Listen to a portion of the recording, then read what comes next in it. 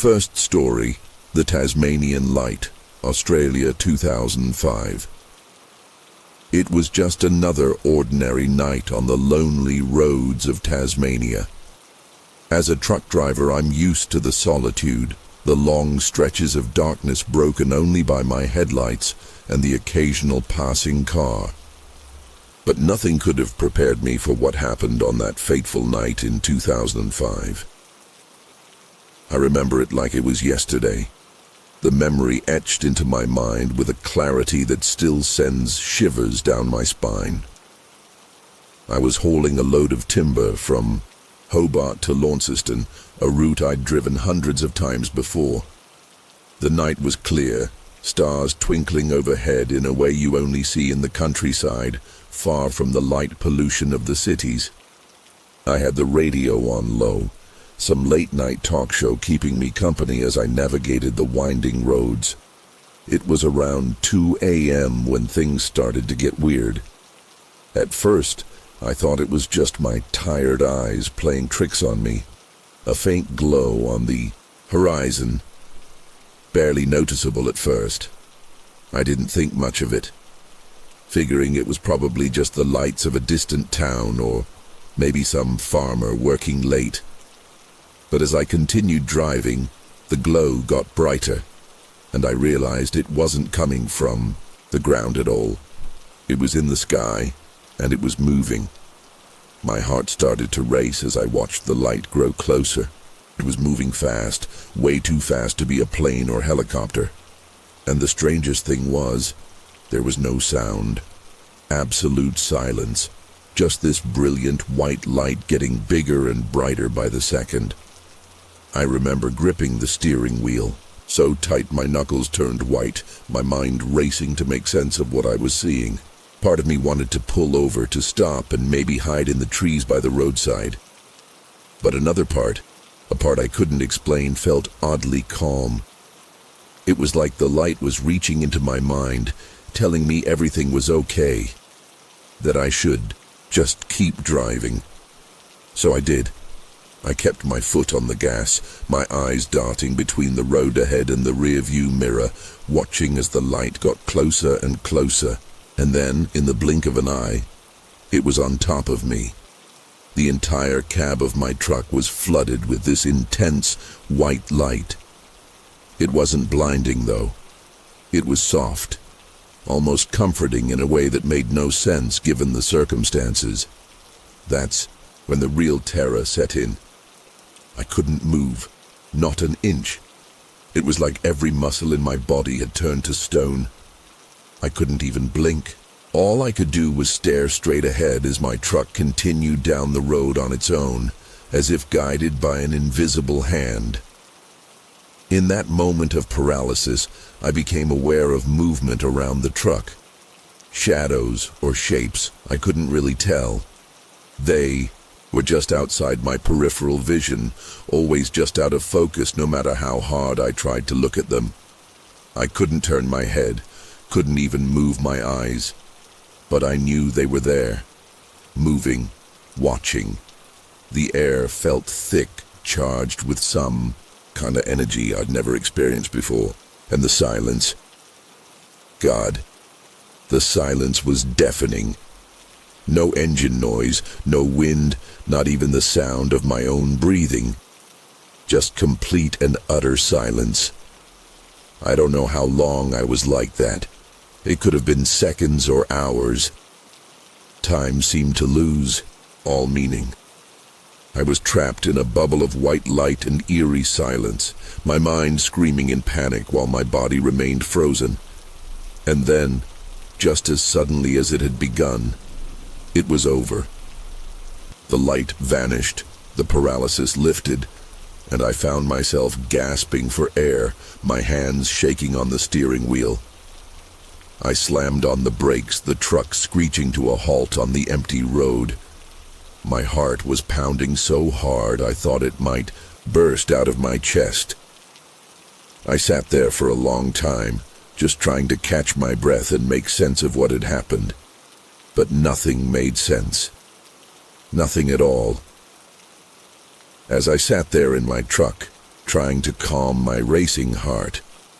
I became aware of how different everything felt. The familiar hum of the engine, the slight vibration of the cab, even the smell of diesel and leather. It all seemed somehow off, as if I'd stepped into a slightly different version of reality. With trembling hands, I reached for my phone to check the time. That's when the first real shock hit me. According to my phone, it was 4:30 a.m.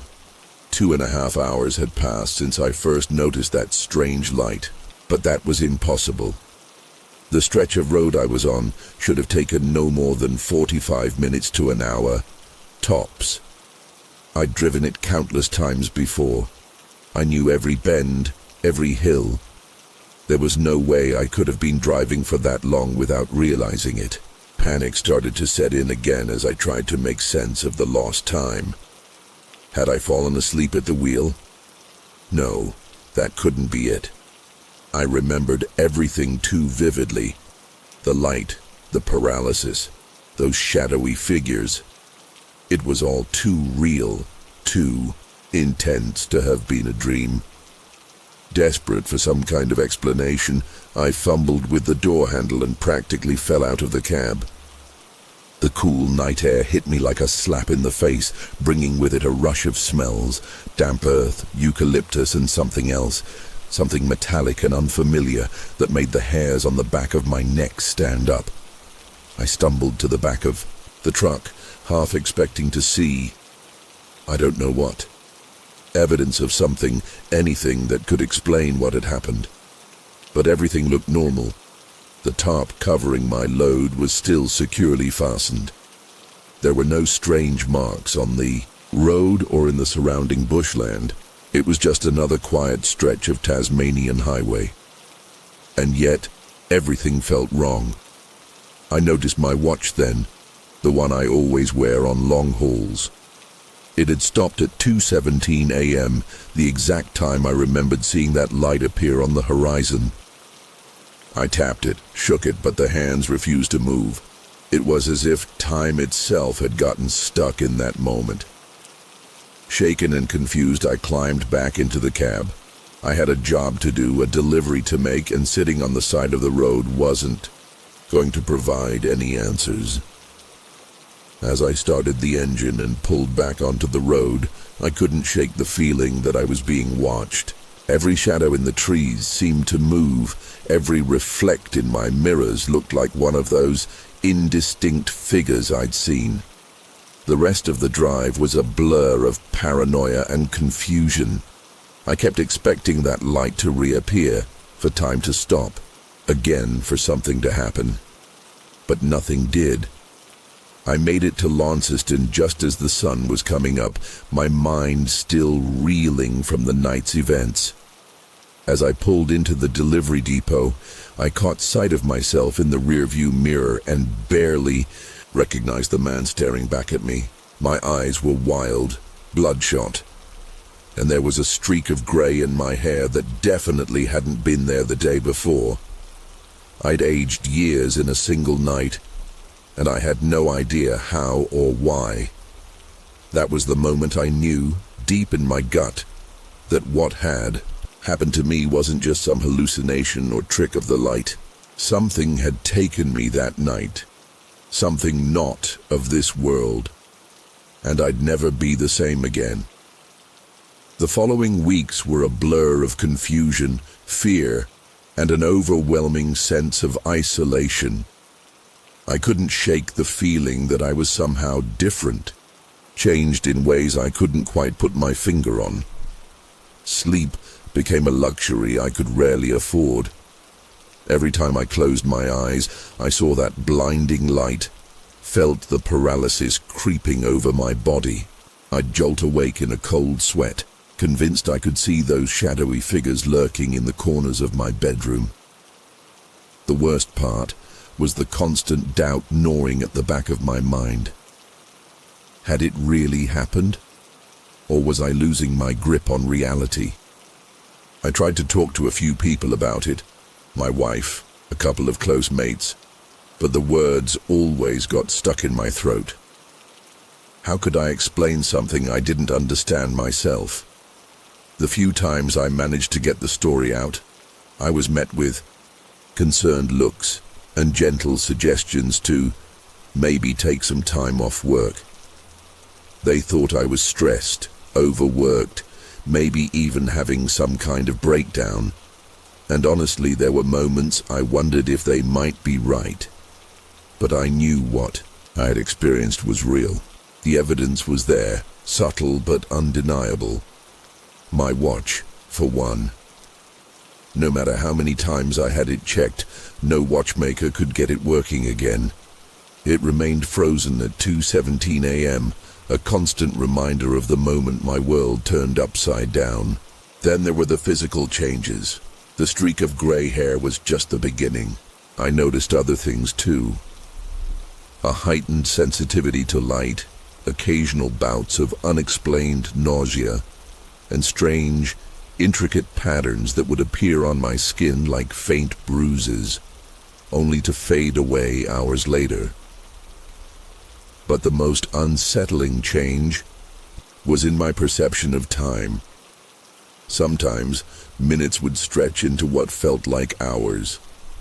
Other times, entire days would pass in the blink of an eye. It was as if my encounter had knocked my internal clock out of sync with the rest of the world. I found myself constantly checking the time, paranoid that I'd lose another chunk of my life without realizing it. Despite my fears and doubts, I forced myself to keep working. The road had always been my sanctuary, a place where I felt in control. But now, every long haul filled me with dread. I'd find myself scanning the horizon obsessively, my heart rate spiking at every distant light or unusual shadow. The once familiar Tasmanian landscape now seemed alien and threatening. Every curve in the road held the potential for another encounter, another moment where reality might slip away from me. I started taking different routes, avoiding the stretch of highway where it had happened. But no matter how far I drove, I couldn't escape the feeling that I was being watched, studied, like some kind of lab rat in a cosmic experiment. There were times when I'd be driving and suddenly realize I had no memory of the last few kilometers. These episodes terrified me. Was I blacking out? Or was something else happening, something my mind couldn't or wouldn't process? I began to obsessively document my trips, noting every stop, every unusual sight or feeling. My truck's cab became cluttered with notebooks, filled with scrawled observations and half-formed theories. I was desperate to make sense of what had happened to me, to find some pattern or explanation that would allow me to move on with my life. But the more I dug, the more questions I uncovered, and the deeper the mystery became. About a month after the incident, I started experiencing vivid, almost hallucinatory flashbacks. They'd hit me out of nowhere, while I was driving, eating dinner, or even in the middle of a conversation. Suddenly, I'd be back in that moment, surrounded by that otherworldly light, feeling the presence of those shadowy beings. These episodes were intense and disorienting, leaving me shaken and drenched in sweat. During one particularly powerful flashback, I saw something new, a detail my mind had previously blocked out. I remembered being lifted out of my truck, my body floating as if suspended in water. Above me loomed a massive dark shape, its edges blurred and shifting like smoke. I couldn't make out any clear features, but I felt an overwhelming sense of intelligence and purpose emanating from it. This new memory fragment haunted me, adding another layer of terror to my already fragile state of mind. I became obsessed with trying to sketch what I'd seen, filling page after page with crude drawings that never quite captured the alien nature of the entity. As weeks turned into months, my life began to unravel. My work suffered as I became increasingly paranoid and unreliable. I'd miss deliveries, get lost on routes I'd driven 100 times before, or simply pull over and sit for hours, paralyzed by fear and confusion. My marriage strained under the weight of my changed personality. My wife tried to be supportive, but how could she understand what I was going through when I barely understood it myself? Friends started to drift away, put off by my constant state of agitation and my inability to talk about anything other than my experience. I found myself drawn to online forums and support groups for people claiming to have had similar encounters.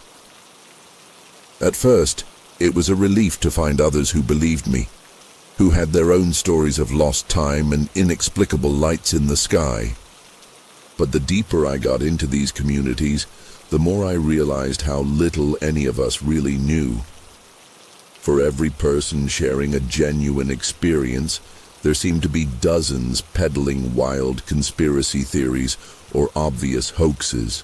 It left me feeling even more isolated, caught between a world that thought I was crazy and a fringe community that seemed determined to see aliens and government cover-ups behind every unexplained event. The breaking point came about 6 months after my encounter. I was on a long haul from Hobart to Melbourne, taking the ferry across the Bass Strait. It was a cloudy night, the sea choppy and dark. As I stood on the deck, watching the waves, I saw a light beneath the surface of the water. At first, I thought it was a reflection, but then it began to move, circling the ferry with impossible speed. Panic gripped me. I was convinced they had come for me again, that this time I wouldn't escape. I started shouting, trying to alert the other passengers and crew. But when security arrived, the light was gone, and I was left looking like a raving lunatic. The incident made the local news. Trucker has meltdown on ferry, claims alien pursuit. It was humiliating, and it cost me my job. The trucking company couldn't risk keeping a driver who was, in their words, mentally unstable. I felt like my whole life had been stolen from me. Not just those missing hours on that fateful night, but everything that came after. My career, my reputation, my sense of self. All of it had been irrevocably changed by something I couldn't explain or prove. In the aftermath of losing my job, I fell into a deep depression. The life I'd known, the person I'd been, seemed like a distant memory. I spent days locked in my study, poring over my notes, sketches, and the countless books on UFOs and alien abductions I'd accumulated. My wife, bless her, tried her best to understand, but I could see the fear and doubt in her eyes every time she looked at me. I knew I was losing her just as I'd lost everything else, but I couldn't stop my obsessive quest for answers. It was during this dark period that I started experiencing what I can only describe as visions. They weren't like the flashbacks. These felt more like glimpses into somewhere else. I'd close my eyes and suddenly find myself in vast, otherworldly landscapes. Impossibly tall structures that seemed to be made of light and shadow. Strange, pulsating organisms that defied classification. And always, in the background, that sense of being observed, studied. These visions were beautiful and terrifying in equal measure, and each time I returned to reality, I felt a profound sense of loss, as if I'd been torn away from something important. As my mental state deteriorated, I became convinced that I needed to return to the site of my original encounter. Some part of me believed that if I could just retrace my steps, I might find some evidence, some clue that would validate my experience and prove to the world and to myself that I wasn't crazy. So, one night, without telling anyone, I borrowed a friend's car and set out for that lonely stretch of Tasmanian highway. The drive was surreal, every kilometer bringing back memories of that night. My hands shook on the steering wheel as I approached the area where I believed it had happened. And then suddenly I was there. I pulled over to the side of the road, my heart pounding in my chest. The night was clear, stars twinkling overhead, so different from the otherworldly light I remembered. For hours, I waited, hoping for something. A sign, a light in the sky, anything. But there was nothing, just the quiet Tasmanian night and the weight of my own desperation. As dawn broke, casting long shadows across the landscape, I felt a mix of disappointment and relief. Part of me had hoped for another encounter, a chance to prove I wasn't losing my mind. But another part was grateful for the uneventful night. As I started the car to head home, I caught a glimpse of movement in my peripheral vision. I turned, my breath catching in my throat. But there was nothing there, just trees swaying in the morning breeze. And yet I couldn't shake the feeling that something had been watching me all night, waiting just beyond the veil of what I could perceive. It's been years since that night on the highway.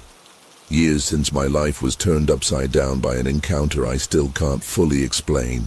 I've learned to live with the uncertainty, the constant questions, the nagging feeling that I'm missing some crucial piece of the puzzle.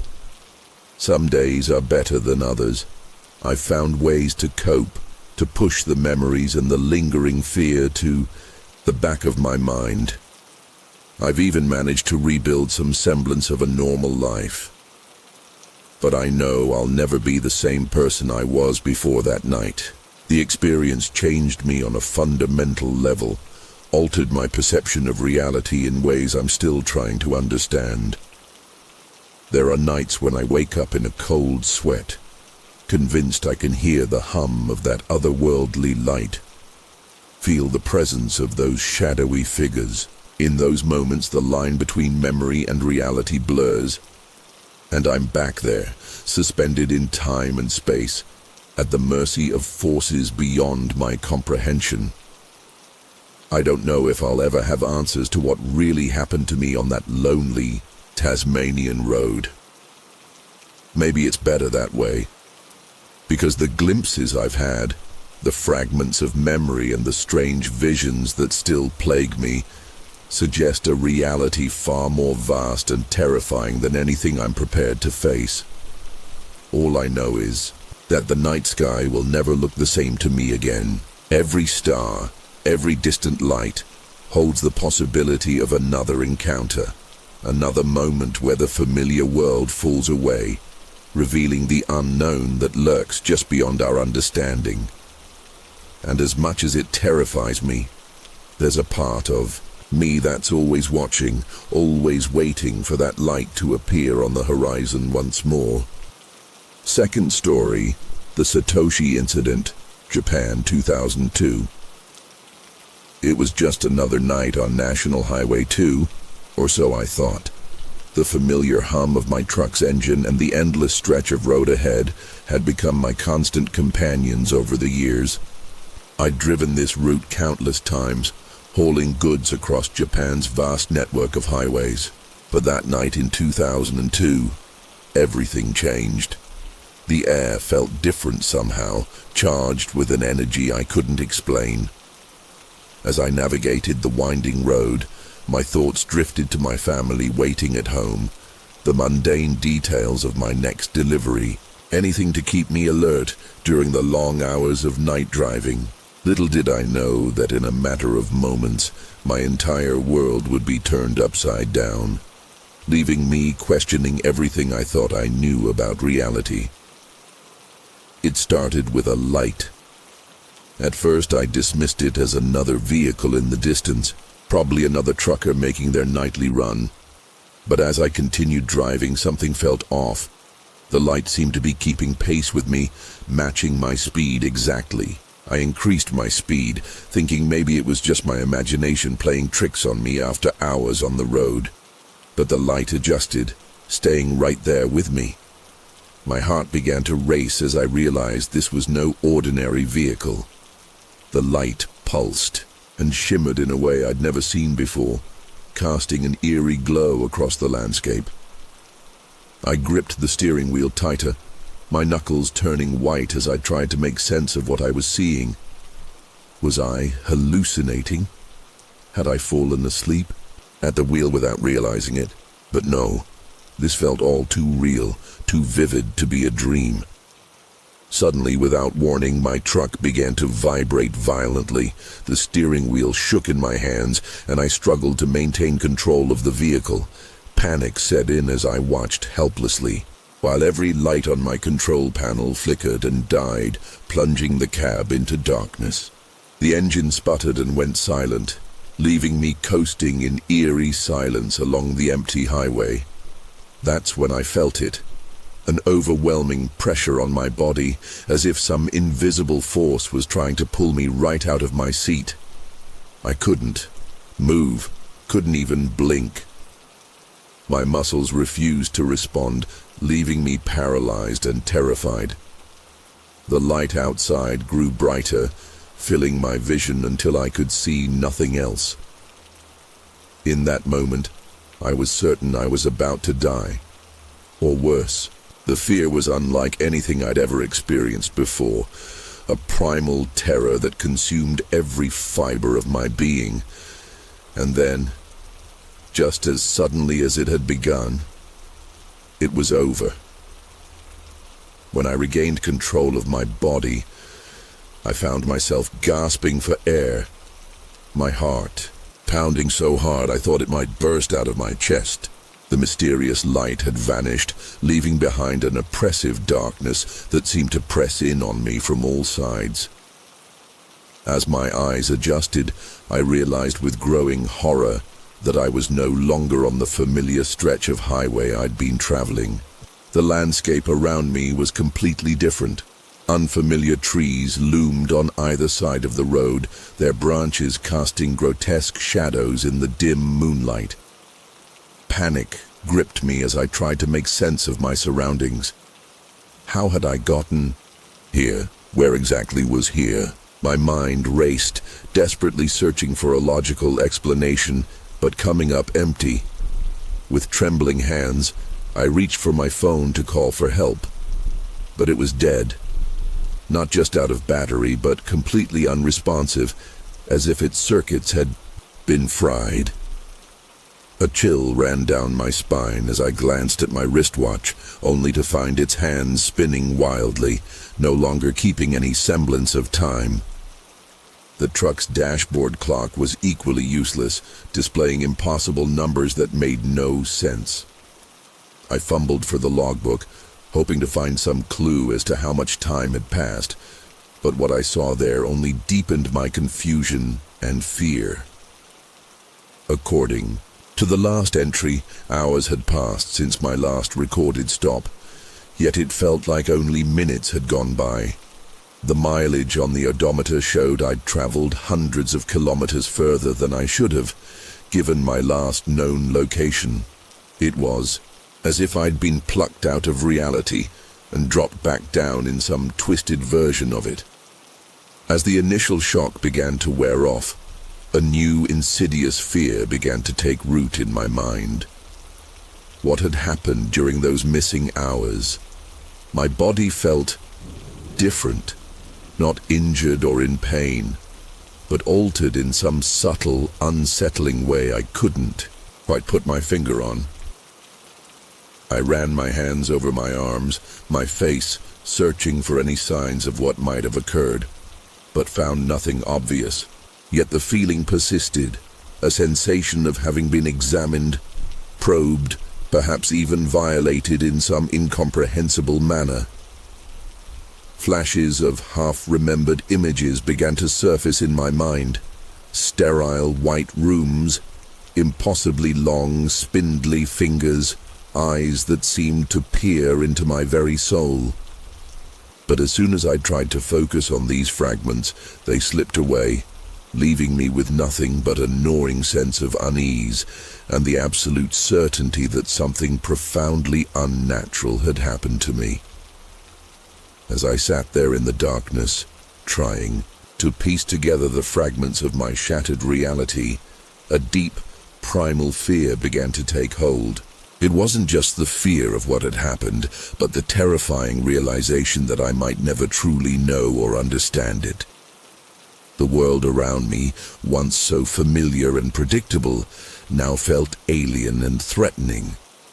Every shadow seemed to hide some unspeakable horror, every sound in the night a potential harbinger of another encounter. I found myself jumping at the slightest movement, my eyes constantly darting to the sky, searching for that haunting light.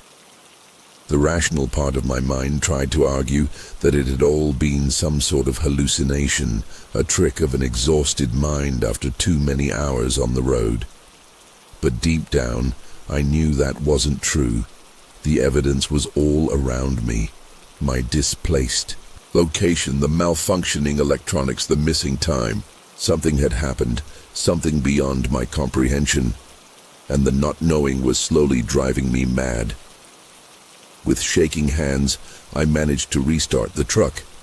The engine sputtered to life, a sound that should have been comforting but now felt like a taunt, a reminder of how easily my world could be turned upside down. I began to drive, not really knowing where I was going, just needing to be in motion, to feel like I had some control over my situation. The road ahead stretched into the darkness, each turn revealing more unfamiliar territory. I tried to focus on the act of driving, on the mechanical process of shifting gears and checking mirrors, anything to keep my mind from spiraling further into panic. But with every passing kilometer, the weight of the unknown pressed down on me, making it harder to breathe, harder to think clearly. I found myself constantly checking the rearview mirror, half expecting to see that otherworldly light following me again. The night seemed to stretch on forever, a never-ending labyrinth of dark roads and oppressive silence. As the first hints of dawn began to lighten the sky, I finally saw something familiar. A road sign indicating I was approaching a town I recognized. The relief was overwhelming, bringing with it a flood of emotions I had been holding back. Pulled over at the first rest stop I saw, my hands shaking so badly I could barely turn off the engine.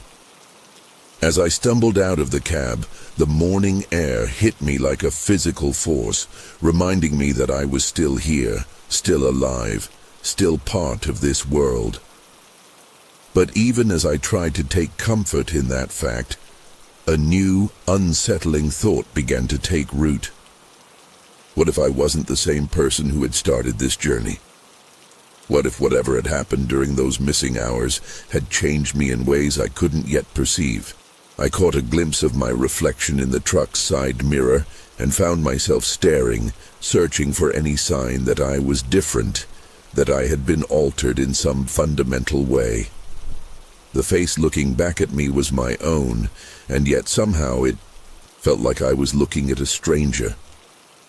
In the days and weeks that followed, I tried to piece my life back together, to return to some semblance of normalcy. But the experience on that highway had left an indelible mark on my psyche, a constant undercurrent of unease that colored every aspect of my existence. I found myself obsessively researching similar incidents, spending countless hours scouring online forums and conspiracy theory websites for any information that might help me make sense of what had happened. The more I read, the more I realized I wasn't alone. There were others out there who claimed to have experienced similar encounters, missing time, strange lights, inexplicable physical sensations. But rather than providing comfort, this knowledge only deepened my sense of dread. If these things were happening to others, what did it mean for humanity as a whole? Were we under some kind of surveillance? Or worse, were we being subjected to some incomprehensible experimentation? My relationships began to suffer as I withdrew into myself, unable to fully explain to my loved ones what I was going through. How could I describe the constant fear, the feeling of being watched, the nagging suspicion that reality itself was not what it seemed? I saw the concern in their eyes, heard the whispered conversations when they thought I couldn't hear. They thought I was having some kind of breakdown, that the stress of my job had finally gotten to me. Part of me wished they were right, that this was all just some elaborate delusion my mind had conjured up. But I knew better. The memory of that night, though fragmented and hazy, was burned into my consciousness with an intensity that no mere hallucination could match. I began to dread going to sleep, knowing that my dreams would be filled with disjointed images of that encounter. Clinical white rooms, bizarre instruments, and those eyes, those impossibly large, dark eyes that seemed to peer into the very depths of my soul. As time passed, I found it increasingly difficult to trust my own perceptions. Simple, everyday occurrences would sometimes trigger a flood of panic. A flickering streetlight, an unexpected reflection in a window, the distant sound of an aircraft overhead. Each time I would find myself frozen, my heart racing, certain that I was about to be taken again.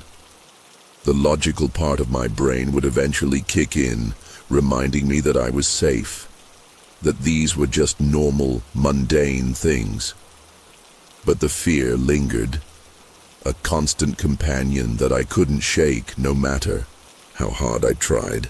I began to question everything around me, wondering if the world I saw was real or if I was somehow trapped in some alternate reality. Had I ever truly returned from that encounter on the highway? Or was this all some elaborate simulation designed to keep me docile while unseen entities continued their experiments?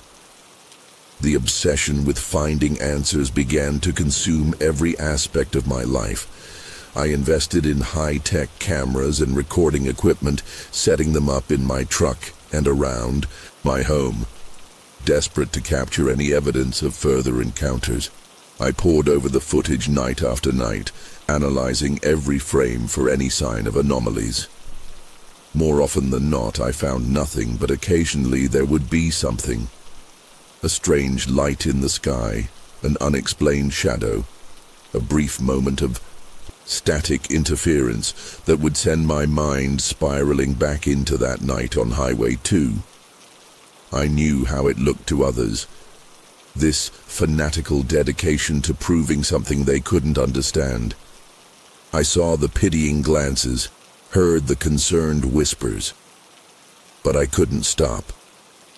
The need to know, to understand, had become as essential to me as breathing. As months turned into years, the intensity of my fear began to give way to a profound sense of existential dread. The world around me, once so solid and dependable, now seemed fragile and illusory. I found myself questioning the nature of reality itself, wondering if everything I'd ever known or experienced was nothing more than an elaborate construct designed by beings beyond my comprehension. Simple pleasures that I had once taken for granted, the warmth of the sun on my face, the taste of my favorite foods, the embrace of a loved one, now felt somehow hollow, as if they were pale imitations of true experiences. I longed for the blissful ignorance of my life before that fateful night, yet at the same time, I couldn't bear the thought of going back to that state of unknowing. The encounter had opened my eyes to a vast, terrifying universe of possibilities, and as much as it frightened me, I knew I could never unsee what I had glimpsed. Today, years after that inexplicable night on Highway 2, I still find myself grappling with the aftermath of my experience. The intensity of the fear has faded somewhat, replaced by a sort of resigned acceptance. I've learned to live with the uncertainty, to function in a world that suddenly seems so much larger and more mysterious than I ever imagined. But there are still moments, in the dead of night, or when I'm alone on a long stretch of highway, when the memories come flooding back with startling clarity. In those moments, I'm right back there, paralyzed with terror as that strange light engulfs me. And I wonder, not for the first time, if they'll ever come back for me. If one day, without warning, I'll find myself once again lifted out of my reality and into theirs. It's a thought that both terrifies and, in some small way, excites me. Because as much as I fear another encounter, a part of me longs for answers, for some kind of closure to this chapter of my life. Until then, I remain caught between two worlds, the familiar, comfortable reality I once knew, and the vast, unknowable universe that revealed itself to me on that lonely stretch of road. And I wait, always watching the skies, always listening for that telltale hum that might signal their return. Third story, the Patagonian Abduction, Argentina, 2003. It was just another routine haul through the Patagonian wilderness, or so I thought. The year was 2003, and I'd been driving trucks through this desolate stretch of Argentina for nearly a decade. I knew every bump, every turn, every godforsaken gas station along the route. But nothing could have prepared me for what happened that night. The sun had long since dipped below the horizon, leaving nothing but an inky blackness punctuated by my headlights and the occasional glimmer of starlight. The radio crackled with static. Out here, you're lucky to pick up anything at all. I'd grown used to the solitude, even found comfort in it. Little did I know that this familiar silence was about to be shattered in the most unimaginable way. I remember checking my watch. It was just past midnight. The road stretched endlessly before me, a ribbon of asphalt cutting through the vast emptiness of the Patagonian desert. That's when I first noticed it, a pinprick of light in the distance. At first I thought nothing of it. Probably just another truck, I figured, or maybe some fool on a motorcycle. But as I drew closer, something felt off. The light wasn't moving. It just hung there, suspended in the air like some kind of eerie beacon. I blinked hard, wondering if my eyes were playing tricks on me. But when I looked again, it was still there, growing larger and brighter with each passing second. My hands tightened on the steering wheel, a chill running down my spine despite the warmth of the cab. As I approached, the true strangeness of the situation began to sink in. This wasn't just some stationary light. It was hovering, defying gravity in a way that made my brain hurt trying to comprehend it. And the size of it. God, it must have been at least as big as my rig, maybe bigger. The light it emitted was unlike anything I'd ever seen. Not the warm yellow of headlights or the harsh white of stadium floodlights. This was something else entirely, a pulsing, otherworldly blue-white that seemed to ripple and shift as I watched. And the silence. In all my years on the road, I'd never experienced anything like it. It was as if the very air had been sucked out of the world, leaving nothing but an oppressive, suffocating quiet. No wind, no distant animal calls, not even the familiar rumble of my engine. Just that light and the deafening absence of sound. My instincts screamed at me to turn around, to floor it in the opposite direction. But something held me there, transfixed. Maybe it was curiosity, or maybe I wasn't in control anymore. I tried to accelerate to push past this impossibility, but my truck had other ideas. Instead of speeding up, I felt the rig begin to slow, as if some invisible force was gently but firmly applying the brakes. Panic rose in my throat as I realized I was completely powerless. The steering wheel might as well have been a toy for all the good it did me. I watched in helpless horror as the speedometer needle dropped lower and lower, until finally, with a soft shudder, the truck came to a complete stop right in the middle of the deserted highway. What happened next is hard to describe.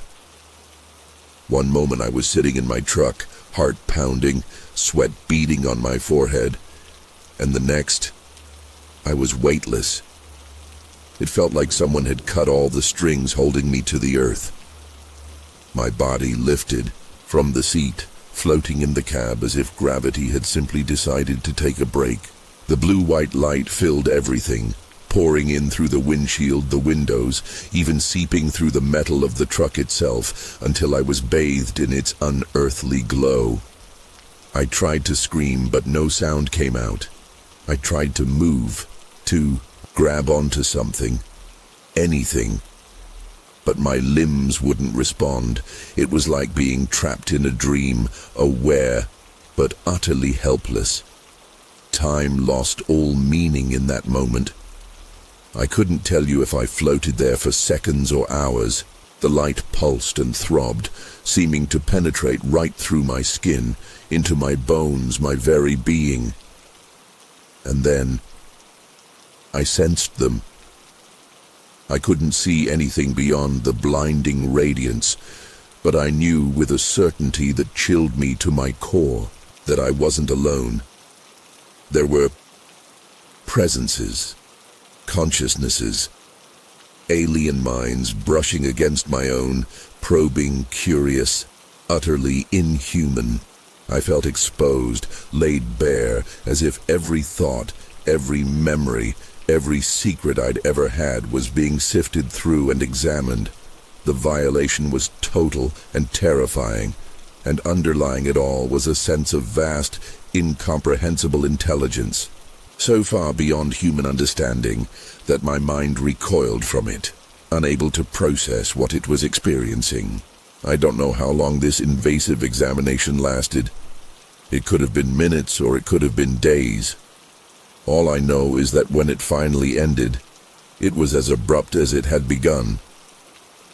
The light vanished, not gradually fading away, but snapping out of existence as if someone had flipped a switch. The sudden darkness was almost as shocking as the light had been. I found myself back in my seat, slumped over the steering wheel, gasping for air like a man who'd nearly drowned. The familiar rumble of the engine filled my ears, and for a moment, I wondered if I'd imagined the whole thing. But the residual tingling in my limbs, the dull ache behind my eyes, and the bone-deep exhaustion that weighed me down told a different story. With trembling hands, I fumbled for the interior light switch, needing to see, to ground myself in reality. As the dim yellow glow filled the cab, my eyes fell on the dashboard clock. What I saw there made my blood run cold. It read 2:17 a.m. 2 hours and 14 minutes had passed since I'd last checked the time, just before encountering that impossible light. 2 hours of my life, gone in what had felt like mere moments. I scrambled for my logbook, my personal watch, even the truck's tachograph, anything to prove the clock was wrong, but every timepiece told the same story. Somehow, impossibly, more than 2 hours had simply vanished. The realization hit me like a physical blow. This wasn't some hallucination brought on by fatigue or highway hypnosis. Something had happened to me, something I couldn't explain or rationalize away. My mind raced, trying to fill in the blanks, to make sense of the lost time. Had I been abducted, experimented on? The very thought made me feel sick to my stomach. I found myself checking my body for marks, scars, anything out of the ordinary. But aside from a general feeling of disorientation and some lingering numbness in my extremities, I seemed physically unharmed. Yet the sense of violation, of having been thoroughly examined and catalogued by something utterly alien, lingered like a bad taste in my mouth.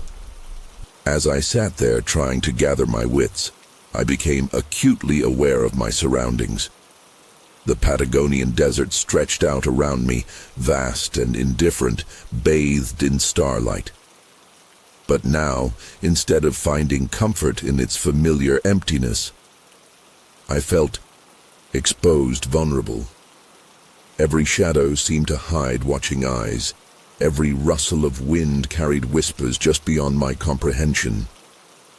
I had the overwhelming sensation that I was being observed, studied, like an insect under a microscope. It was as if the encounter had stripped away some protective layer, leaving me raw and oversensitive to the world around me. With shaking hands, I put the truck in gear and started driving again. I needed to move, to get away from this spot that now felt tainted, marked. But as the miles rolled by, I couldn't shake the feeling of being followed. Every few minutes I found myself checking the mirrors, half expecting to see that unearthly light bearing down on me. My eyes strained against the darkness, picking out shapes and movements that weren't there. The rational part of my brain tried to argue that I was alone on this empty road, but some newly awakened instinct screamed that I was anything but. It was like a sixth sense had been forcibly activated, attuning me to presences I couldn't see, but could somehow feel. As dawn began to break, painting the sky in pale pinks and golds, I should have felt relief. Instead, the growing light only seemed to heighten my sense of unreality. The familiar landscape looked alien to me now, as if I was seeing it through different eyes. Colors seemed more vibrant, shadows deeper and more complex. I found myself noticing details I'd never picked up on before. The intricate patterns in rock formations, the subtle variations in the desert flora. It was beautiful, yes, but also deeply unsettling. Had they done something to my perception? Altered my brain in some fundamental way? The possibility terrified me, but I couldn't discount it. Nothing felt the same anymore, least of all me.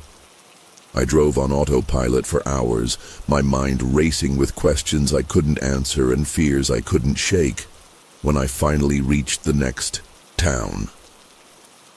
I pulled into the first diner I saw, desperate for some human contact, some anchor to normality. But as I sat at the counter, nursing a cup of coffee that tasted like ash in my mouth, I realized how impossible it would be to explain what had happened to me. The words felt inadequate, almost laughable in the face of what I'd experienced. How could I describe the sensation of my consciousness being peeled open and examined by entities beyond human comprehension? How could I convey the terror of lost time, of being utterly powerless in the face of something so vast and unknown? The few other patrons and the waitress gave me concerned looks, no doubt noticing my disheveled appearance and wild eyes. I must have looked like a madman, or at best a man on the verge of a breakdown. In the days and weeks that followed, I tried to piece together what had happened that night. I scoured newspapers and the internet for reports of strange lights or unexplained phenomena in the area. I even reached out to UFO research groups, though I was hesitant to share my full story, fearing ridicule or worse. But the more I searched, the more isolated I felt. There were other accounts, sure, tales of lights in the sky, of lost time, of strange encounters in the desert night.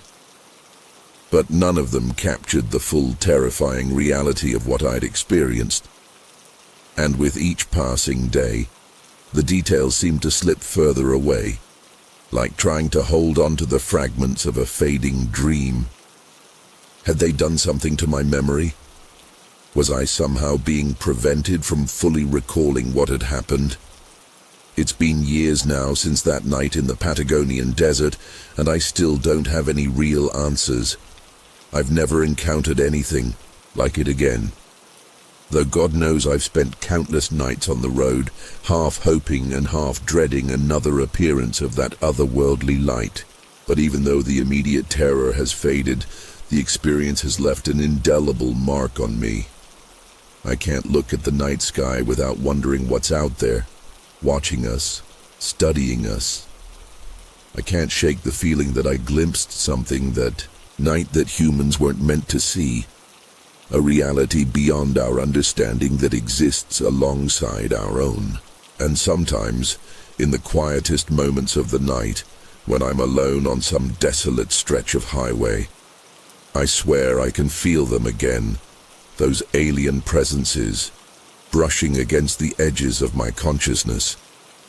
It's a reminder that my encounter may be over, but whatever is out there, whatever took me that night, is still out there, waiting, watching, and perhaps one day returning.